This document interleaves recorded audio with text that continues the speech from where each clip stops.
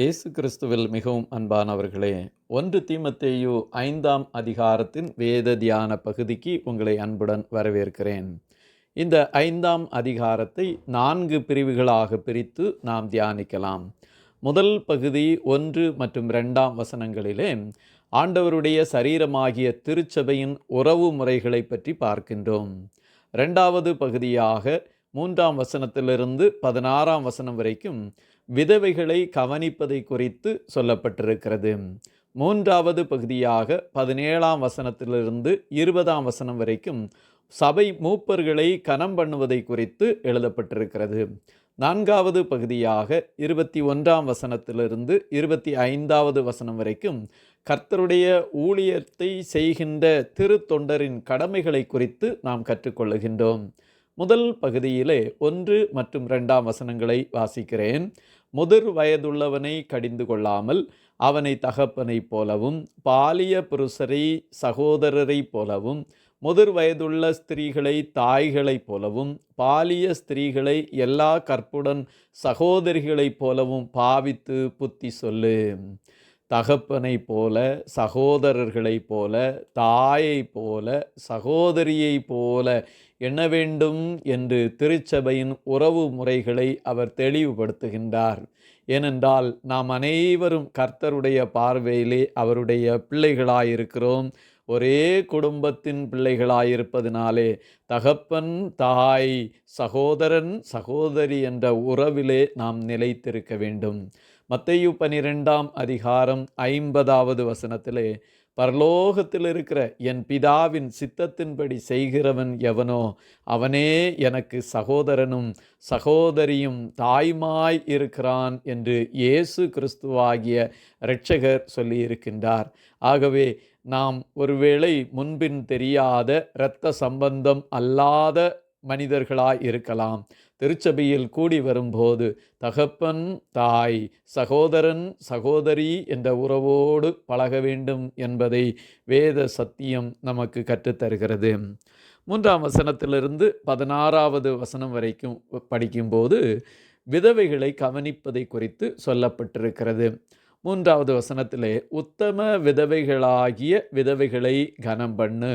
4வது வசனத்திலே விதவையானவளுக்கு பிள்ளைகளாவது பேரன் பேத்திகளாவது இருந்தால் இவர்கள் முதலாவது தங்கள் சொந்த குடும்பத்தை தேவ பக்தியாய் விசாரித்து பெற்றார் செய்த நன்மைகளுக்கு பதில் நன்மைகளை செய்ய கற்றுக்கொள்ள கடவர்கள்.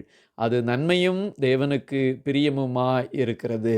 ஆண்டவராகிய கர்த்தர் விதவைகள் மேல் மிகவும் கண்ணோக்கமாய் இருக்கிறார். பழைய ஏற்பாட்டிலிருந்து நாம் இதை கற்றுக்கொள்ள முடிகின்றது. அதே போல விதவைகளும் தேவ சித்தத்தின்படியாய் தங்கள் குடும்பத்தை கவனிக்கிறவர்களாக இருக்க வேண்டும். அதே போல குடும்பத்தில் உள்ளவர்களும் தங்களுடைய பெற்றார் அல்லது பாட்டி, தாத்தா, உறவின் முறையாரையும் கவனிக்க வேண்டிய கடமைகளாய் இருக்கின்றோம். உத்தம விதவைகளை குறித்து 5வது வசனத்திலே சொல்லப்பட்டிருக்கிறது. உத்தம விதவையாயிருந்து தனிமையாயிருக்கிறவள் தேவனிடத்தில் நம்பிக்கை உள்ளவளாய் இரவும் பகலும் வேண்டுதல்களிலும் ஜெபங்களிலும் நிலைத்திருப்பாள். எப்படிப்பட்ட குணாதிசயம் உத்தம விதவைக்கு இருக்கும் என்பதை குறித்து இதிலே சொல்லப்பட்டிருக்கிறது. இதே சம்பவத்தை லூக்கா 2ஆம் அதிகாரம் 37வது வசனத்திலே அன்னாள் என்ற விதவை தேவாலயத்தை விட்டு நீங்காமல் இரவும் பகலும் உபவாசித்து ஜெபம் பண்ணி ஆராதனை செய்து கொண்டிருந்தாள் என்றும் இரட்சகராகிய பாலகனான இயேசு கிறிஸ்துவை பார்த்து ஆண்டவரை துதித்து மகிமைப்படுத்தினாள் என்பதையும் நாம் கண்டிருக்கின்றோம். ஆகவே உத்தம விதவைகளாய் இரவும் பகலும் வேண்டுதல்களிலும் ஜெபங்களிலும் ஆராதனைகளிலும் உபவாசங்களிலும் தரித்திருக்கிறவர்களுக்கு நாம் உதவி செய்ய வேண்டும் என்பதை வேதம் நமக்கு தெளிவுபடுத்துகின்றது.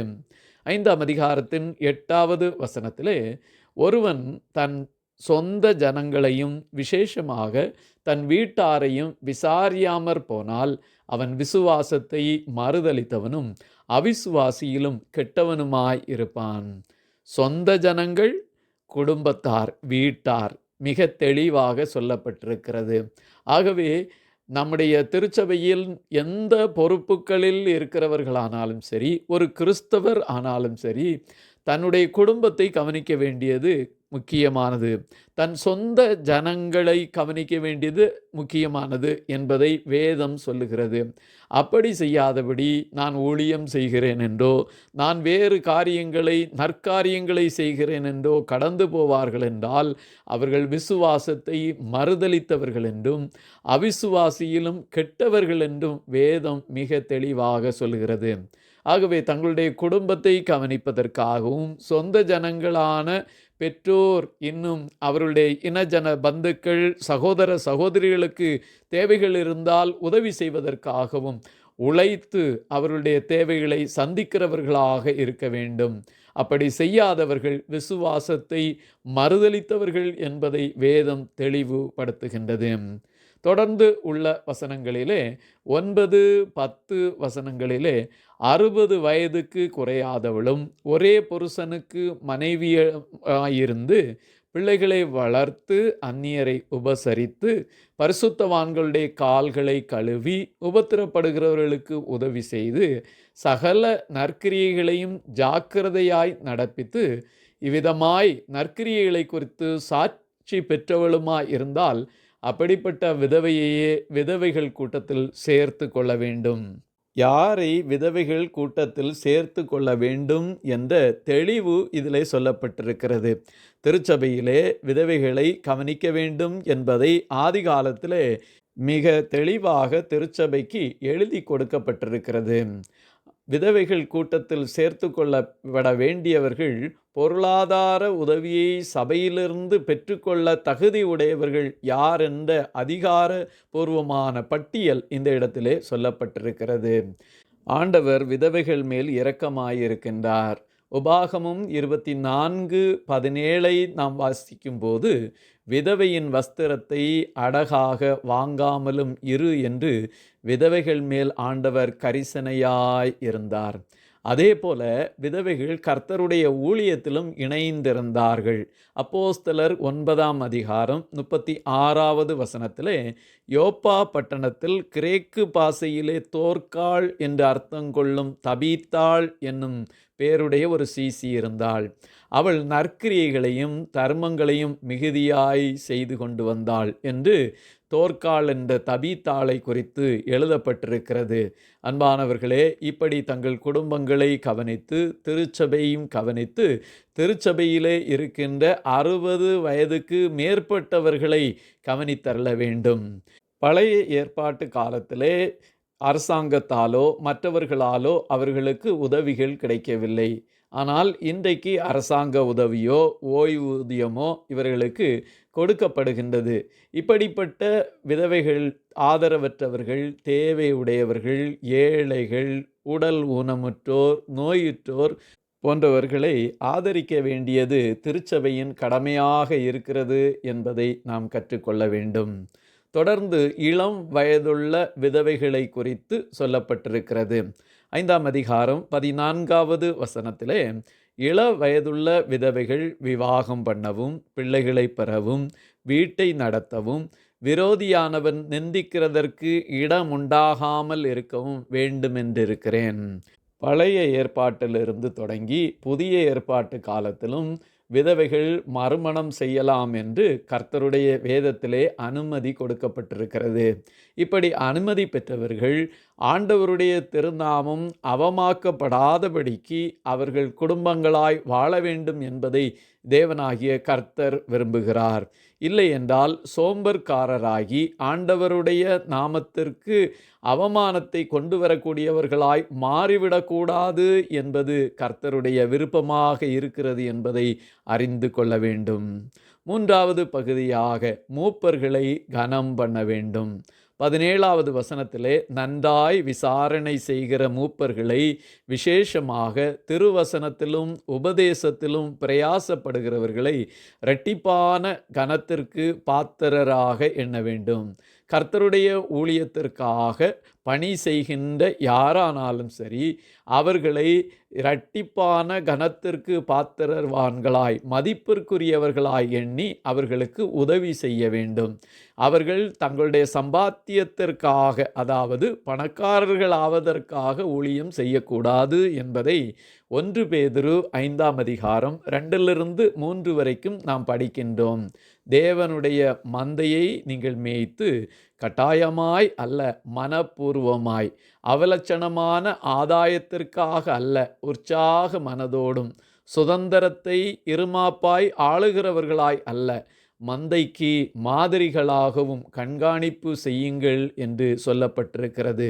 சம்பளத்திற்கு வேலை செய்வதற்காக அல்ல, ஆனால் கர்த்தருடைய பணியை செய்கிறவர்களுக்கு என்ன தேவையோ அதை நாம் அளிக்க வேண்டும், கொடுக்க வேண்டும் என்பதையே வேதம் நமக்கு கற்றுத்தருகிறது.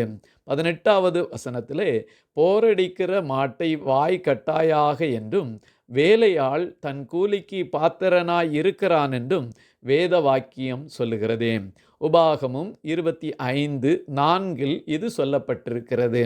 இதை விளக்கப்படுத்துவதற்காக 1 கொரிந்தியர் 9ஆம் அதிகாரம் 9-10 வசனங்களிலே இந்த பிரமாணம் நமக்காக சொல்லப்பட்டிருக்கிறது என்பதை பவுல் அப்போஸ்தலர் எடுத்துரைக்கிறார். பரிசுத்த வேதத்தை பகுத்து போதித்து நமக்கு முன்மாதிரியாய் நடந்து கொண்டிருக்கிறவர்களை நன்கு மதிக்க வேண்டும் என்றும், அவர்களுக்கு இந்த உலகத்திற்குரிய தேவைகளை நாம் சந்தித்து பொருளுதவி செய்ய வேண்டும் என்பதையும் இந்த வேத பகுதி நமக்கு கற்றுத்தருகிறது. இதற்கு மாறாக அவர்களை குறை கூறி அவர்கள் இந்த உலகத்தின் தேவைகளிலே கஷ்டப்பட்டு வாழ்வதை நாம் பார்த்து கொண்டு இருக்கக்கூடாது என்பதை வேதம் நமக்கு கற்றுத்தருகிறது. 19வது வசனத்திலே, எப்படி மூப்பர்களுக்கு விரோதமாக வருகின்ற பிராது அல்லது குற்றச்சாட்டை நியாயம் செய்ய வேண்டும் என்பதை குறித்து இந்த இடத்திலே சொல்லப்பட்டிருக்கிறது. யோவான் எழுதின நற்செய்தி நூலின் 7ஆம் அதிகாரம் 51வது வசனத்திலே நிக்கோதேமு இப்படி சொல்லுகின்றார்.